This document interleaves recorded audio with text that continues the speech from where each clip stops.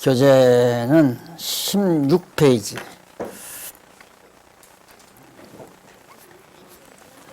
기독교 가치론의 중요성에 대해서 여기 각주가 나오네요. 각주. 됐어. 올리세요. 죄송해요. 이거 쓰는 거 건방지다고 하지 마시고. 가치론의 중요성. 일단 이제 그 가치론이라고 하는 묵직하고 사실 심각한 제목이죠. 주제가. 그런데 우리에게는 정말 새 힘을 얻을 수 있는, 그리고 우리의 내면 세계가 가지런히 정리가 되잖아요. 지금까지는 그냥 살아오시면서 이렇게 듣고 배우고 또 기억하고 있는 것들을 마치 이삿짐 싣고 가서 그냥 집안에다 다 들여놓은 것처럼 하나 정리가 안 된 거죠. 솔직히 우리의 머리가 그런 상태에 있는 거예요. 근데 그동안 이제 물론 성경신학 공부하시면서 많이 정리는 됐지만 그래도 마무리 작업이 이제 있어야 되잖아요. 그래 깔끔하게 우리의 내면 세계를 정리한다는 것은 두뇌를 정리한다는 얘기거든요. 예, 각각 있어야 될 살림살이가 제자리에 들어가듯이 우리가 그동안 살아오면서 때로는 40년, 50년, 60년, 나 같은 사람 80년 넘게 살아오면서 여기저기 흩어져 있는 것들을 딱 정리하고 나면 깔끔하잖아요. 편안하고. 그래서 그 중요성을 우리가 이제 알아야 공부를 내가 열심히 해야 되겠다는 각오도 생기고 또 이 과목에 대한 가치도 더 깊어지고요. 그래서 기독교 가치론의 서론 중 첫 번째가 바로 기독교 가치론의 중요성입니다. 두 번째는 바로 철학 가치론의 문제점이죠. 그러니까 성경이 아닌 우리 기독교 신앙이 아닌 세속적인 철학적 지식이라든가 과학적 지식은 문제점을 엄청 안고 있어요. 정답이 없다는 것은 그들이 더 잘 알아요. 철학자들이나 과학자들이 정답은 없다. 정답을 낼 수가 없다. 그래서 항상 세속적인 학문은 나는 이렇게 생각을 한다. 이래야지 이것이다라는 말 쓰는 것은 그건 학자답지 못한 얘기죠. 학자다운 글은 항상 내가 생각할 때는 이렇다고 생각이 된다. 이렇게 얘기해서 남의 주장도 존중을 해야 되고 자기 주장도 펼쳐나가. 그거 전혀 나쁘게 생각하지 않아요. 그런데 좀 엉덩이 뿔난 학자는 고집불통처럼 다 밀어버리고 자기 주장만 옳다고 말하는. 그래서 제가 이 성경신학 항상 조심스러운 게 뭐냐면 자기 것만 옳다고 한다 이거예요. 근데 이게 내 거가 아니라 설명을 좀 신학 서론에서부터 들으시면 그런 얘기를 안 하는데, 성경에 붙박혀 있는 하나님에 대한 진리체계, 이것이 바로 성경신학이거든요. 내가 만들어낸 것도 아니고. 우리 박 목사님 늘 강조하잖아요. 강의 때마다. 성경신학 빈통부터. 어저께도 엊그저께 목사님들 몇 분 만났는데 공부 좀 열심히 많이 하시는 분들이죠. 어디 흠 잡을래야 잡을 수가 없다고 그러면서 목사님하고 그냥 같이 있기만 해도 즐겁대요. 여자들이 아니야. 여자들이 아니고 남자들이니까. 목사님하고 같이 있기만 해도 즐겁대요. 어떻게 이렇게 속 시원하게 해답을 찾고 살아갈 수 있나. 그래서 중요성하고 오늘 중요성 세 가지 다 끝낼 거예요. 그렇게 빨리빨리 따라오시면 됩니다. 사실 인간은 지금 현재 물리학에서는 인간도 우주를 이루어가는 하나의 부속으로 보아요. 인간을 특별한 존재로 안 보고. 그러니까 그냥 군뱅이나 인간이나 낙장벌레나 공중에 나는 새들이나 상관없어요. 땅속에 헤매고 다니는 두더지나 같은 하나의 우주의 부속품이라 이 말입니다. 그러니까 자동차를 만들어가게 되면 각 부속품을 제자리에 맞춰야 되잖아요. 그런 것처럼 이 우주가 기계처럼 움직여가는데 인간은 그 중에 한 부속이다. 그러니까 그냥 가치가 없는 거죠. 누가 그걸 가치를 저절로 그렇게 된다는 거죠. 저절로. 예, 저절로 다. 그래서 답이 없어요. 그래 오늘 우리 김채범 장로는 이제 65세면 이제 청년인데 오늘 제가 강의하시는 말씀을 듣고 사실 지금 장로님은 늦게 지금 그런 생각을 하시는 거예요. 요즘은 50대 다 안 가서 벌써 불안하고 초조하고 왜라는 문제가 정리가 안 되니까 그 다음 어떻게로 진행이 돼가지고 그래서 이제 자꾸 정신질환 자들이 젊어진다고 그러잖아요. 모든 질병이 젊은이들 쪽으로.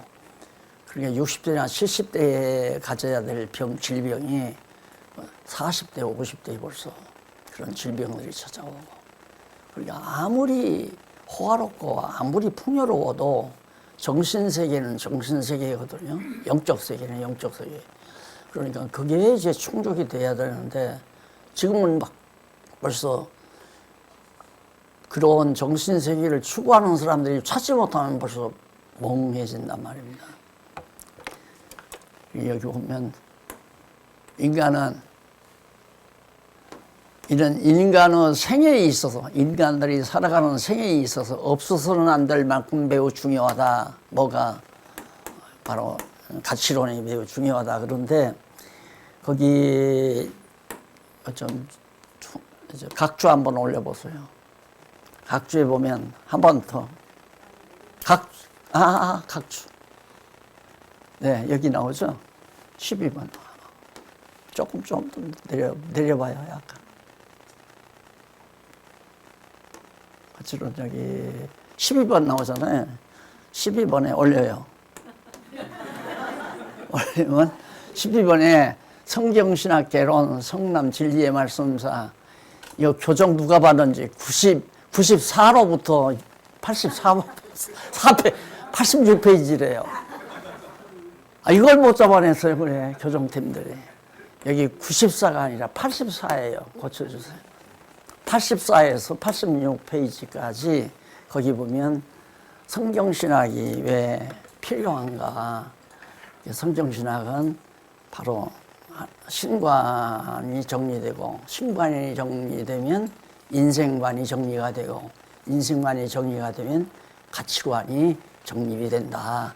그 가치관 정립 부분이 바로 이 부분에 나와요. 그래서 한번 참고해 보시면은 물론 성경에도 가치란 말이 많이 나오지만은 구체적으로 조사한 내용이 서론에 나오니까 참고해 보시면 되겠습니다. 그래서 이제 본문 내려주시고요. 그런데 동문과는 다르게 그렇게 이상과 우리 인간은 이상이나 윤리는 행동 방식이거든요. 살아가는 삶의 방식. 윤리 및 의미를 추구하는 존재다.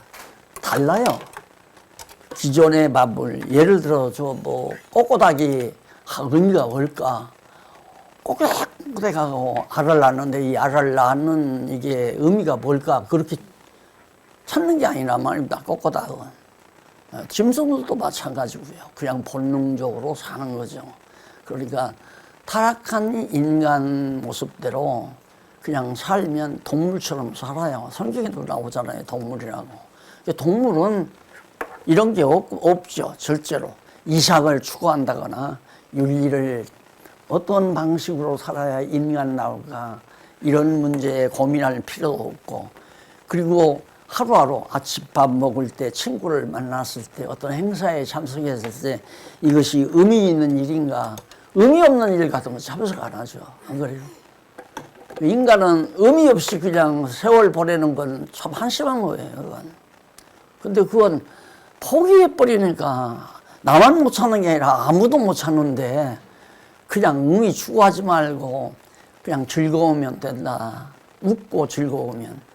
그래서 웃으면 복이 와요도 나오고 뭐 웃으면 건강하다 해서 뭐 황수관 씨도 그런 얘기를 강조하고 또 누구야 키 크고 뭐 여유신 분이 있는데 그분도 웃으면 억지로라도 웃으면 건강해진다. 근데 그 양반들이 먼저 죽었어요. 나보다 훨씬 젊은데 죽었어요. 억지로 웃는데도 그건 안 되죠. 의미 없는 웃음이라는 것은 도리어 자기를 허탈하게 만든다. 미쳤나? 안 그래? 그건 안 되는 거죠.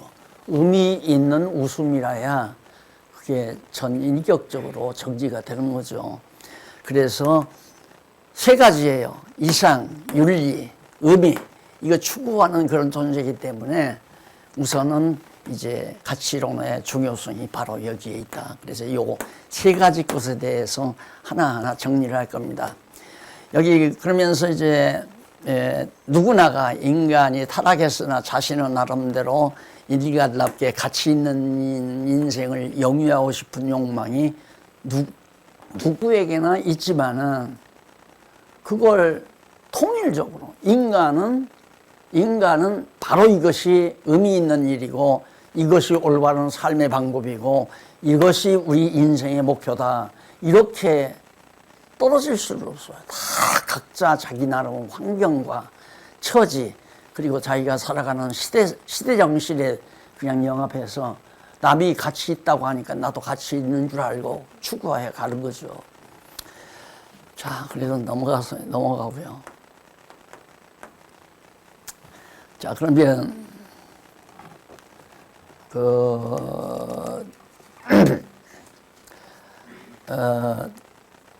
두 번째 문단 한번 봐요. 철학적 가치로는 학자 나름의 추론이나 가정, 가설이죠. 추론이나 가정에 의해서 최고 가치를 생명과 사랑의 가치로 규정한다. 19번 나오는데 이 철학자들이 저서에 보면 나와요. 그럴듯하죠. 생명과 사랑. 근데 여기서 이 생명이란 목숨이에요, 목숨. 얘들이 말하는 생명은 목숨. 목숨과 생명은 달라요. 생명이란 하나님이 바로 본체 안에 생명의 본체. 근데 목숨이라고 하는 것은 육체의 기간을 보장하는 목숨. 목에서 숨이 할딱할딱 하는 게 그거 목숨이라고 그러죠. 그걸 가리켜서 이제 생명이라고 그렇게 말합니다. 보통 이제 기독교를 하나님은 너무 무자비하다 막 몇만 명, 성경에 몇만 명, 몇십만 명 막 죽이잖아요. 그래서 생명의 존엄이라고 해서 그 목숨의 존엄을 얘기하는데 하나님이 보실 때 이 목숨이라고 하는 것은 물리학자들이 말하듯이 그냥 하나의 물질적 요소가 결합돼 가지고 꼬물대고 목숨으로 이렇게 숨쉬고 그래서 진짜 생명은 이제 그 육체 안에 존재하는 건 육체는 생명의 그릇이에요. 그러니까 거듭나고 중생해야 진짜 생명을 가지고 있는 거지. 거듭나고 중생하지 못하면 진짜 생명을 얻고 목숨으로 살다가 목숨으로 가는 거예요. 그러니까 예를 들어서 뭐 쥐 한 마리가 그냥 태어나서 살다가 어떻게 잘못해가지고 돌에 치여 죽는 거나 인간이 그냥 뭐 공사판에서 그냥 매몰돼서 죽는 건 하나 똑같은 거예요. 그냥 육체 덩어리, 흙덩어리가 그렇게 그냥 존재하는 거니까. 하나님이 보실 때는 아무것도 아니란 말입니다. 인간 육체라고 하는 것은 영혼이 있을 때는 영혼을 담는 그릇이 되어지기 때문에 그래서 육체를 보존하고 건강하게 가꾸고 잘 그래 값진 것이지만 속에 진짜 생명은 없고 목숨만 육신 흙덩어리의 목숨만 존재하는 것은 동물이나 똑같단 말입니다. 이성도 없고 또 또 무슨 가치도 엄밀히 말해서 근본적인 가치가 있는 것도 아니고.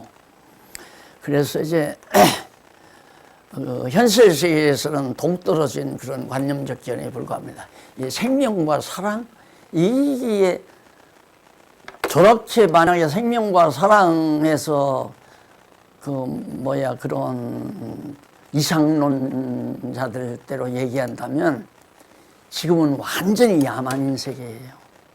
트럼프 보세요. 우리 미국이 살기 위해서는 필요 없다. 그냥 막 쓸어버리잖아요. 그게 정치 아니에요? 또 우리나라도 지금 우리가 경험하고 있거든요. 내 적수는 살려두면 안 된다. 사정없이. 옛말에도 있잖아요.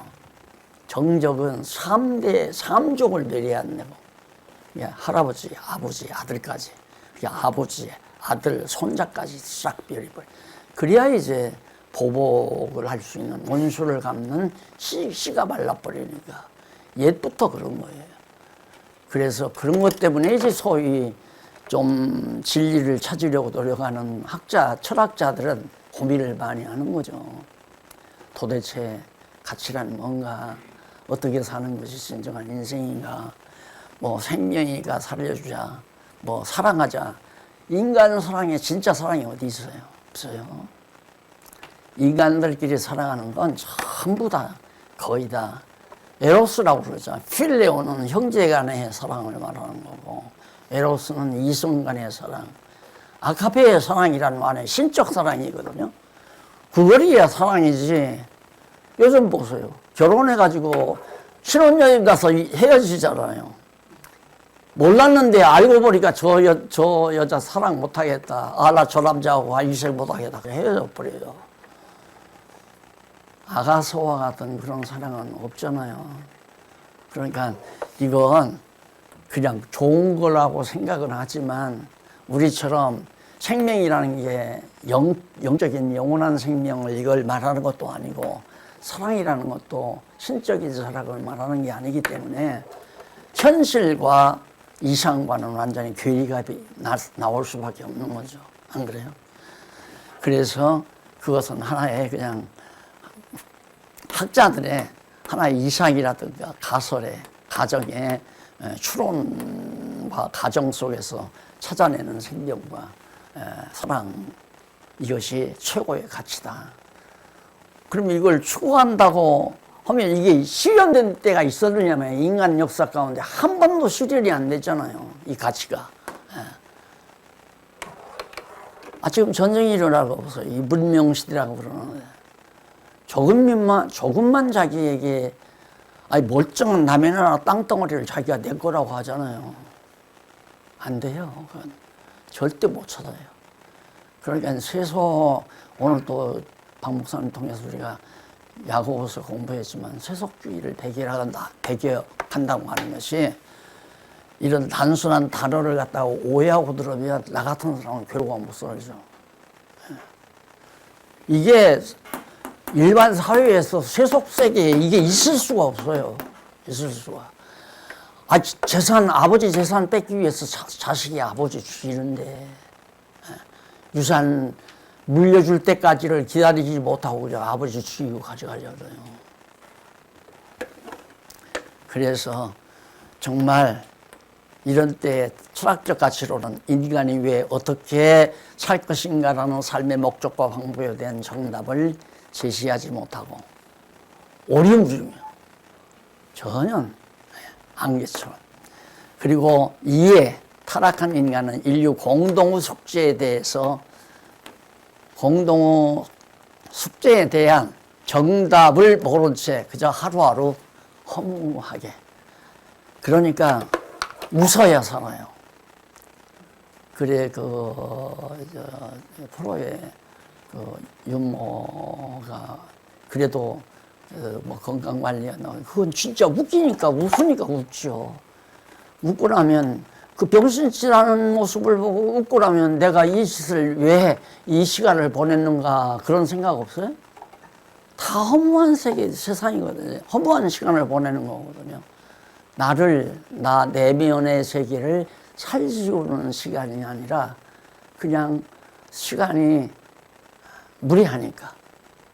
어떻게든지 그냥 즐겁게. 그리고 여러분, 텔레비 프로 봐보세요.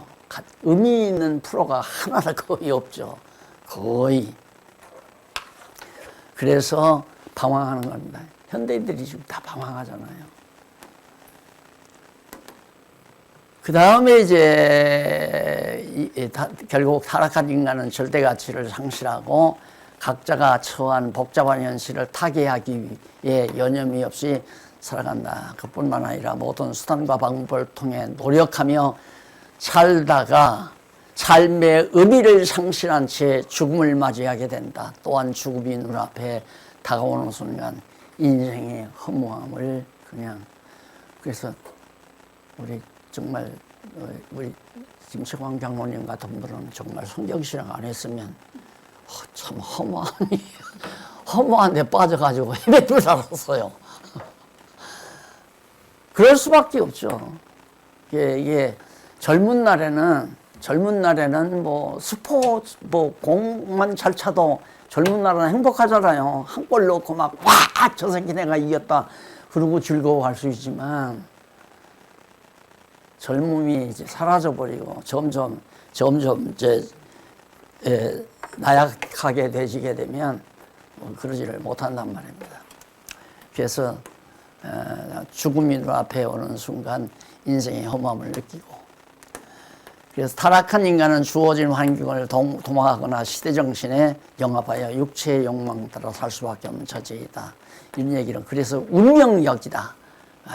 그냥 내가 이 세대에 태어난 것은 운명적으로 태어났기 때문에 내 삶도 운명적이다. 그래서 자꾸만 요즘 뭐 또 점집도 지금 굉장히 왕성하고요. 요즘에 또 관살집. 도남동이 요즘 굉장히 분망하답니다. 젊은 사람들이. 그것도 삭발한 20대들도 그렇게 나오는데. 그런데 요즘에 또 선거철이라 대통령 나선 사람도 밤에 몰래 찾아갈 수 있을 거고, 다른 사람 시켜서 찾아볼 수도 있을 거고, 지금 그런 세상이에요. 자, 넘기고요. 그 다음에 넘어가서 중요성 가운데 그러면 목적 설정에 대해서 한번 정리해 보십시다.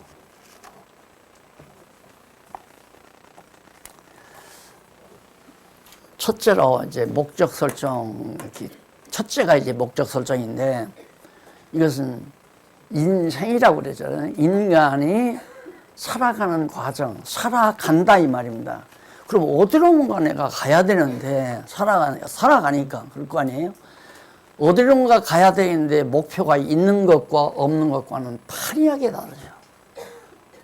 내가 어느 인생을 살아야 되겠다, 인생을 살아가야 되겠다라고 할 때는 목표의식, 내가 출발을 해서, 어려서는 그걸 모르잖아요. 그래서 뭐 20대, 30대 가면 뜻을 정하고서 목표를 정하고 이제 살아가는 그런 삶이 인생일인데, 그 목적을 정할 수가 없어요. 가난하면 돈 벌어야 되는 게 목적이고, 자기가 실력이 없으면 실력 쌓아서 공부를 열심히 해서 실력을 쌓는 게 목적이고, 운동을 못하면 운동 경기를 열심히 연마할 수 있는 것이 목표고, 그래서 순간순간에 목표라기보다는 그냥 그 필요에 따라서 했다가 또 버렸다가 했다가 버렸다가, 이거 하다가 이거 버리고 저거 하고, 저거 하다가 이거 버리고 이거 하고. 옛날 그랬잖아요. 요즘 과거에는 여학교에서 그 상업학교가 굉장히 인기였죠. 나 어렸을 때만 상업학교에 가서 주산 잘 놓으면 은행에 취직이 되잖아요. 고등학교만 나와도. 그래서 상업학교 가서 주산을 잘 놓아야 되는데, 그다음에 요즘에 컴퓨터가 나오니까 싹 그 인기가 다 샀어요. 이제는 AI가 나오니까 공부 잘하는 것도 필요 없어요. 공부 잘하는 것도 필요 없고, 어떻게 해야 돈을 벌어서 내가 먹고 사느냐는 문제에 다시 봉착하게 되는 거죠. 앞으로 뭐 은행도 그렇고 각 분과에서 다 사람들이 다, 종업원들이 다 탈락될 건데, 재판관도 이제는 사람 안 세우고 AI가 재판한다고 그러잖아요. 그럼 기계 앞에 인간은 이제 노출되는 건데, 이게 보통 우리가 살고 있는 세상이 인간을 얼마나 허탈하게 만드는 세상인가를 예측을 할 수 있는 겁니다. 그래서 이제 목적 설정의 중요성부터 넘어가서요. 목적은 인생에 있어서 하나님이 정하신 가장 가치가 있는 최선의 이상. 목적이란 뭐냐? 국어 사전에서 말하는 것과는 전혀 다르죠. 성경신학적으로 얘기할 때는 목적은 인생에 있어서 중생한 인생이죠. 우리 중생한 인생에 있어서 하나님이 정해놓으신, 하나님이 내 삶을 정해놓으신 가장 가치 있는 최선의 이상. 나를 왜 이 세상에 보내셨을까? 하나님은 왜 나를 이 세상에 태어나게 하셨을까? 하나님이 그걸 알잖아요. 하나님만이. 근데 그걸 아는 방법은 성경밖에 없잖아요. 성경을 우리가 공부하다가 보면 아까 말한 대로 하나님이 어떤 분인지를 알고 하나님이 어떤 분이신지를 아니까 나라는 존재가 알잖아요. 나는 하나님의 피조물이다. 왜? 여차 해서 어떻게 이렇게 하라고. 그게 다 성경을 통해 나오니까 성경 신학을 통해서 이제 이 목적이 우리는 발견할 수 있다는 얘기예요. 그게 본론에 가서 그게 다 나오잖아요. 하나님은 창조하신 모든 만물 가운데 인간을 가장 고등한 존재로, 과학이나 철학에서 말하는 것과는 전혀 다르죠.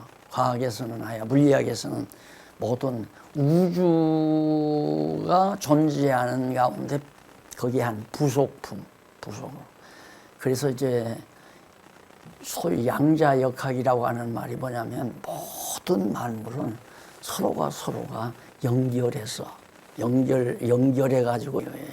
그러니까 인간도 그렇죠. 땅에 연결을 하고 또 하늘을 연결하고 전부 공간을 연결해서 인간이 존재하는데, 나 혼자서 유아독존이라는 안 되거든요. 땅이 없으면 내가 설 수가 없잖아요. 허공에 내가 설 수 없잖아요. 또 땅이 없으면 내가 농사 못 지고 먹고 살 수 없잖아요. 굶어 죽죠. 그러니까 우리 인간이 나라고 하는 이 존재, 딱 보이는 이 존재, 이것이 혼자 독존할 수 없다. 그러니까 우주 만물과 이게 결합해서 상대적인 관계로 결합해서 존재하는 것 뿐이다. 그러니까 목적 찾으려고 하지도 말고, 삶의 의미를 찾으려고 하지 말고 그냥 살아라 그 말이에요. 그냥 살아라. 그냥 즐겁게 살아라. 그러니까 맛있는 거 먹고 있으면 맛있는 거 먹고 즐겁게 그냥 살아라. 그 즐겁게 살아지느냐 이거예요. 인간에게는 계속해서 욕심이 일어나는데, 남이 가진 거 나도 갖고 싶고, 남이 이겨먹고 싶고, 남을 지배하고 싶고, 이런 욕망이 기본적으로 자리 잡고 있는데 그게 불가능하죠. 그래서 하나님이 처음 아담 창조해가지고 하나님께서 창조하실 때도 인간을 하나님이 특수하게 창조했잖아요. 하나님이 직접 흙으로 창조했다니까 자꾸 밀가루 반죽을 통해서 뭐 고운도 만들고 독지도 만들고 하듯이 그런 식으로 생각하지만, 하나님이 흙으로 당신의 형상처럼 만드는 생기를 불어넣어서 우리를 만들었다. 표현을 그렇게 할 수밖에 없는 거예요. 어차피 우리의 모든 존재라고 하는 건 이게 눈으로 보일 수 있고 만질 수 있는 존재는 다 흙에서 나오는 거니까. 흙이 또 기초고, 천지를 창조했을 때 땅은 처음에는 태초에는 공허하고 혼돈했잖아요. 그 다음에 이제 육지에서 아랫물에서 이렇게 솟아오르는 땅이 결국은 이제 에덴 동산의 땅이었죠. 그 땅이 저주를 받아서 쫓겨날 때 그 땅이 지금 저주가 덮인 땅이란 말입니다. 그러니까 오늘 우리가 디디고 사는 건 저주가 덮인 땅이에요. 여기에서 이제 하나님께서 저주가 덮이기 이전에 에덴 동산 그 땅에서 이제 그 흙으로, 먼지라고 해야 돼요. 먼지. 이게 현대용어로 말하면 원자라고 할 수도 있죠. 원자. 아주 작은 알갱이, 먼지. 이런 것들을 결합돼 가지고 결국은 형상이 만들어졌는데 거기다 하나님이 생명의 기울, 아까 말했던 그 생명의 기를, 우리는 생명의 소유주가 아니에요. 하나님의 생명의 기운에 의해서 존재하는 거죠. 그러니까 하나님의 생명을 떠나서는 우리를 못 사는 거란 말입니다. 그래서 너희는 살며 기동함에 있다. 누구를 힘입어? 하나님을 힘입어. 다만 하나님의 생명의 기운이 우리의 영혼을 살려서 살기 때문에 하나님을 떠나서는 살 수가 없는 존재가 우리 인간이거든요. 그래서 결국 아담이 목적을 상실해 버렸잖아요. 목적을 위해서 있어야 되는데 목적 중에는 근본적인 목적이 있고 과정적인 목적이 있어요. 근본적인 목적은 여기 뒤에 나오지만 여호와 하나님을 경외하며 영원한 생명을 누리도록 하시려는 것이 근본적인 목적이고, 과정적인 목적은 과정적인 목적은 여기는 먹지 말고 먹는다 내는 죽는다 벌칙을 명하셨는데, 이는 하나님이 처음 아담을 창조한 근본 목적을 달성하기 위한 과정이었다. 그러니까 우리가 이제 신학에서 문제가 되는 건 뭐냐면, 아담이 타락했기 때문에 하나님이 아담을 에덴 동산에 쫓았다. 이렇게 자꾸만 듣다 보니까 그게 쇠뇌가 되어 있는 거예요. 아담이 타락했기 때문이 아니라 하나님께서 아담을 타락하게 해서 에덴 동산에서 쫓아내셨다. 영혼이 죽게 만들어가지고. 왜? 그게 과정이에요. 그 과정은 왜? 그렇게 해서 이 저주받은 세상에서 우리가 지금 마지막 다 공부했으니까 여호와 경외하기를 배울 수 있는 공부 기간을 우리에게 허락해 준 거란 말입니다. 인류 전체로 말하면 창조에서 끝, 심판 때까지 개인적으로 말하면 그저 7, 80년 아니면 100년 세월을 하나님께서 공부해라. 학습도 하고 실습도 하고 그다음 경험도 하고 이러면서 실습을 통하여 여호와 경외하기를 배우는 기간을 주어가지고 그게 이제 과정이죠. 그러니까 우리는 지금 과정적 목적을 지내고 있는 거예요. 그러니까 목적 있는 삶이 아니에요. 우리는 목적이 뚜렷한 삶이에요. 그 목적이 뭔가? 하나님께서 여호와 경외하기를 배우라고 지금 저주 세상에 내보낸 거니까 여호와 경외하기를 배우는 것이 우리 삶의 목적이에요. 궁극적인 목적은 경외하기를 배워가지고 영원한 생애로 가서 여호와 하나님 경외하고 영원토록 영생토록 하려는 것이 이제 궁극적인 목적이죠. 넘어가 봅시다. 자, 이렇게 해서 이제 목적 설정의 중요성 가운데 두 번째 문단.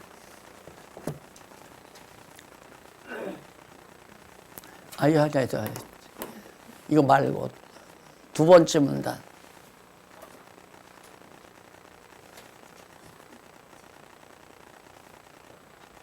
네, 여기 나오죠. 예컨대 아버지를 잃어버리고 떠난 탕자가 자기 소견대로 허랑방탕하며 돼지와 더불어 살듯이 말이다. 우리 인간들이 그렇게 사는 거예요, 지금 이 세상에. 그러니까 아직 예수를 안 믿는 택한 백성은 돼지우리에서 지금 살고 있는 거고요. 우리는 돼지우리 갔다가 아버지께 돌아와서 아버지와 더불어 지금 이 육신 생활을 가지고 있지만은 하나님의 집에서 살고 있는 거죠. 하나님의 집이라는 게 교회 아닙니까? 쉽게 말하면 신령한 집. 그 앞에서 설명한 것을 간단한 예로서 하나 정리를 해드리는 겁니다. 그러니까 하나님은 아버지가 탕자를 내버렸잖아요. 나 나갈래요. 그러니까 나가라. 그래서 하나님이 내 미련한 아버지 같으면 나 같으면 얇아 나가지 마. 못 나가게 돈 안 줬을 거예요. 그런데 지혜로운 아버지라 내준 거죠. 그리고 그런 것처럼 하나님께서도 지혜로운 아버지시기 때문에 인간이 선악과를 따먹고 하나님처럼 되려고 하는데 내버려둬서 한번 놓아고 그럼 네가 하나님처럼 돼봐라. 그 선악을 따먹고 하나님처럼 된다고 해가지고 따먹은 거 아니에요. 그 하나님처럼 제 마음대로 살아보려고 하니까 결국에는 돼지우리가 살듯이 우리 인간이 그렇게 살아봐야 그렇게 살면 안 되겠구나. 이거 깨닫는 거예요. 간단한 거예요. 그러니까 우리가 미련하니까 몇십 년 걸리지 이렇게 공부만 한다면 그죠? 4, 5분이면 깨닫는 거 아니에요? 4, 5분이면. 그런데도 얼마나 고집성인지 그걸로는 안 돼요. 경험을 해야 돼요. 모진, 시련, 역경. 우리 요즘 여러분이 우리 박 목사님 강의에 들어오지만 박 목사님은 철학도였어서잖아요. 생각이 많기 때문에 강의 내용을 여러분들이 들어오면 목사님이 고민하는 것만큼 여러분들도 고민이 될 거예요. 그게 그럴 수밖에 없잖아요. 얼마나 아버지 떠나서 내 마음대로 좀 살아보려고 또 하는데 별아별 인간들 세계에 접해가지고 고난과 시련을 겪으니까 그게 다행히 이제 택한 백성이라 예수 믿고 이렇게 성경 깨달으니까 그게 이제 너무 벅차가지고 강의하는 모습을 여러분들이 보시지만은 탕자 비유 하나 들면 하나님의 섭리를 알아요. 나를 왜 이 세상에 태어나게 했나? 왜 이 세상에 머물러 두시는가? 그래서 결국 하나님의 은혜를 깨닫고 하나님의 집으로 돌아오게 하시려는 하나님의 깊으신 뜻이죠. 자, 그래서 이제 그 다음 문단. 현존하는 세계 모든 인류는 타락한 아담의 후손입니다. 우리들 다 아담의 후손이니까 우리도 이런 과정을 거쳐서 여기도 곧 각자가 타고난 재능이나 처한 환경 및 시대 정신에 동화되어 각각 육체의 욕망에 따른 삶의 목적을 설정하고 살아가죠. 이 땅에서 예수 믿기, 성경 깨닫고 그리스도 앞으로 돌아오기 전에는 다 이런 식으로 살아요. 자기가 사는 삶의 목표를 딱 각각 다르죠. 그러니까 충돌이 일어나잖아요. 예를 들어서 여기서 저기 대문을 향해서 출입구를 향해서 다 같이 나갑니다. 이러고 목표를 정해놓고 같이 나가면 충돌이 없어요. 그런데 나갑니다. 막 목표가 저기가 아니라 이리 가는 사람 있고 저리 가는 사람은 이리 가는데 이러다 보니까 충돌이 일어나서 결국에는 전쟁도 나오고 서로 싸움도 분쟁도 일어나고 이게 세상이란 말입니다. 여기에서 아름다움이 실현된다는 것은 불가능한 거예요. 그래서 우리가 교회, 아담한 교회를 세우고 성경 말씀에 의해서 우리의 각자의 삶이 정리만 돼도 우리는 세속을 갖다가 응시하며 살 수 있거든요. 세속에 젖어버리는 게 아니라 세속을 이렇게 응시하면서 측은하고 불쌍한 것을 생각하고 내가 저 세계에 빠지지 않았다는 행복감에 젖을 수 있는 거고요. 자, 넘어가 봅시다. 그 다음에 이제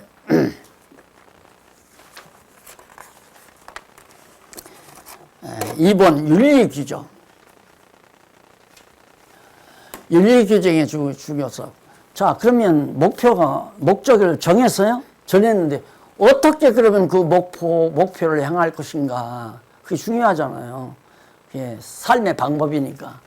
그래서 가치론의 중요성 둘째가 윤리규정의 중요성인데 여기서 윤리는 인간으로서 여기서 다시 중생한 성도로서 마땅히 행하거나 지켜야 할 도덕적 본질을 말한다. 도덕적 본질. 이것이 일반적인 이제 세속 학문의 용어지만은 우리는 이걸 그대로 쓸 수밖에 없죠. 그리스도 안에서의 오늘 요즘 고린도 전후 배우잖아요. 그게 도덕이에요. 쉽게 말하면 건덕. 우리는 도덕이라는 말보다는 건덕. 교회를 지어가는데 아니 이게 기둥인데 기둥을 세워놨는데 석가래 노릇할 놈이 와서 기둥 쓸어버리고 내가 기둥하겠다면 이게 이제 건덕이 무너나는 거죠. 그렇잖아요.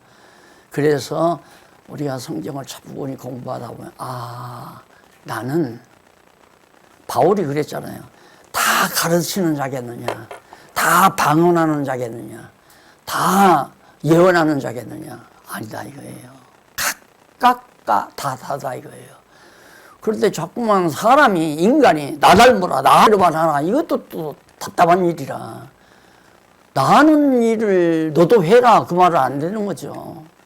자기가 아니까 잘 성경을 깨닫고 자기를 성찰하게 되면 정말 자기의 삶을 자기 스스로가 잘 정리할 수 있어요.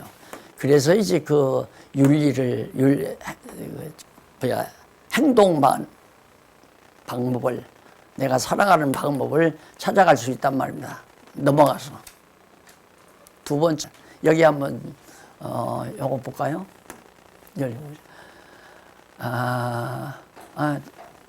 넘어가서 더 넘겨요. 네, 온라인 더.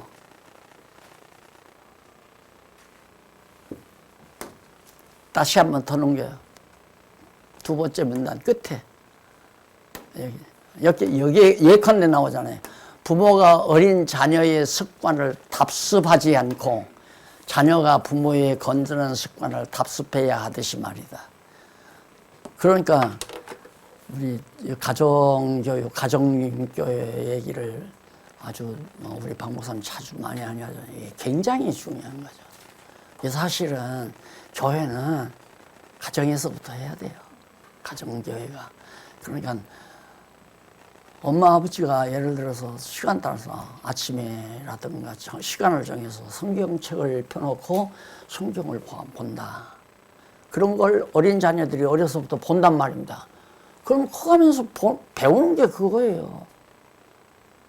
그러니까 가풍이라는 게 어떤 집안에서 자라난 자녀냐, 그 가풍이라는 게 그래 중요하거든요. 가정교육이 있으니까. 근데 우리 기독교 신앙은 더더구나 마찬가지죠. 그런데 중간에 어떻게 뛰어들어가지고 예수 믿어가지고 전혀 그것도 없는 상태에서는 젊은이들이 그리스도인으로 살아간다는 참 쉬운 일이 아니죠. 그래서 그런 문제들을 지금 앞에서 설명을 한 거예요. 그런 쉬운 예를 들어서. 그러니까 아이들이 어른들을 답습하지 어른이 아이들을 답습할 수 없잖아요. 그러니까 우리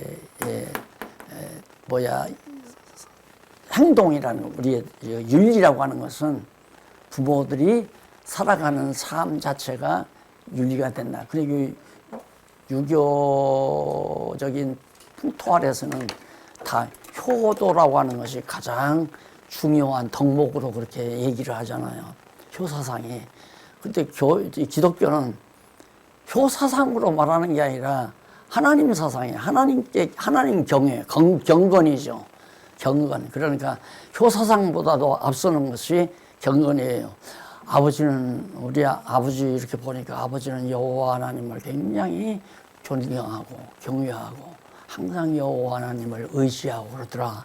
그러니까 벌써 아버지보다도 여호와 하나님이 귀한지를 알 거 아니에요. 그래서 이제 점점 그 방법이 윤리 규정이 이루어져 가는 거예요. 기독교 윤리 규정이. 기독교 윤리는 사실 건덕이라 도덕이 아니라 건덕이라 그렇게 생각합니다. 넘어가 봅시다. 여기. 아까 설명을 했죠. 처음 창조하신 아담과 하와에게 윤리적 규정을 명하시다. 그게 뭐냐면 하와가 타락하기 전에 마땅히 지켜야 할 행동 양식. 선악 따먹지 말라. 그 말은 선악을 내 마음대로 그렇게 판단하지 말라. 그 말이죠. 내 주관으로 선악을 판단하지 말라. 그러니까 하나님 중심으로 선악을 판단해야지 내 중심으로 그걸 판단하면 안 된다. 그런 뜻입니다. 그렇게 해서 이제 결국 나중에 사사기에 보면 자기 소견에 옳은 대로 사는 것이 이제 타락한 아담의 후예들이 하는 일이죠. 우리가 보통 다 그렇게 생각하잖아요. 다 자기 좋은 대로 판단해서 자기 좋은 대로 사는 것이 인생이라. 그게 이제 세속적인 사람들이 사는 거고, 오늘 우리는 하나님 좋아하시는 것이 내가 좋아하는, 그러니까 완전히 바뀌어지는 거예요. 신본주의와 인본주의의 차이점이 이렇게 나오는 거죠. 그러니까 우리가 윤리의 규정을 하는 것은 한마디로 말해서 하나님 좋아하시는 것이 뭔가, 하나님 좋으신 것이 내가 좋고 하나님 싫어하는 것이 내가 싫어하는 거, 그거에 내가 오늘 또 박 목사님 계속 강조했잖아요. 나가 알아 못하지요. 우리가 하나님 말씀을 자꾸 공부하고 말씀으로 이렇게 생활하다 보면 성령께서 우리를 그렇게 만들어 주셔요. 뭘 하려다가도 이걸 하나님이 좋아하실까 나빠하실까 이거 생각부터 먼저 하게 돼요. 내가 돈을 이렇게 쓰는 것이 하나님이 좋아하실까 내가 나빠하실까 할 수밖에 없죠. 자꾸 그런 생각으로. 그러다 보면 윤리 규정이 이루어진다. 넘어가서 마지막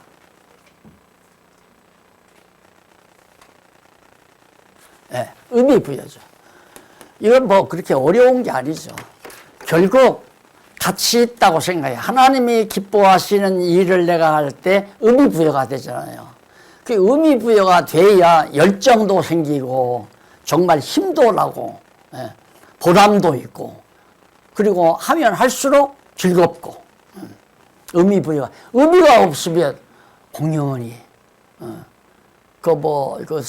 중광 스님 죽기 전에 한 얘기가 뭐 공연히 왔다 가는 것만 했다듯이 아무 쓸데없이 내가 하는 일도 없이 의미도 없이 내가 뭐 때문에 왔다 가나 이 세상에 얼마나 허무하겠어요. 그리고 원래 불교는 무사상이라 이게 이제 기본 사상 아니에요. 허무로 돌리는 거예요. 따지기를 자기들은 뭐 허무가 유라고 그러게 또 무가 유라고 자꾸 강조하지만 무가 무슨 유예요. 무는 없는 건 없는 거고 있는 건 있는 거죠. 전혀 의미 없는 인생인데 오늘 우리 기독교 가치론에서는 의미 부여가 되잖아요. 가치론이. 그래서 중요한 거죠. 그래서 바로 여기는 어려운 문제가 없으니까 목적 설정 그리고 윤리 규정 내가 어떻게 살까 왜 어떻게 그리고 의미 그것이 도대체 가치 있는 일인가 가치 없는 일인가 가치 없으면 의미가 없고 가치 있으면 의미가 있는 일인가 의미 부여를 한다는 것은 그만큼 내 내면을 정말 야무지게 가는 그런 좋은 결과가 되는 거죠. 자, 우선 그 정도는 여러분들이 이미 공부를 한번 다 거쳤으니까 그렇게 하고 다음 시간에는요, 바로 철학적 가치론의 문제점에 대해서 이제 마지막 여기 이것 하나 의미 부여에 대해서 조금 더 설명하고 넘어가서 얘기를 하도록 하겠습니다. 오늘 강의 여기서 마무리합니다. 기도하십시오. 살아계신 하나님 아버지, 오늘 또 귀한 말씀 같이 나누었습니다. 정말 하나님 안에서 하나님을 알고 나를 알고 그리고 가치를 알고 하나님 앞에서 사람답게 하나님의 사람답게 살아갈 수 있는 힘을 허락해 주시옵소서. 예수님 이름으로 기도드립니다. 아멘.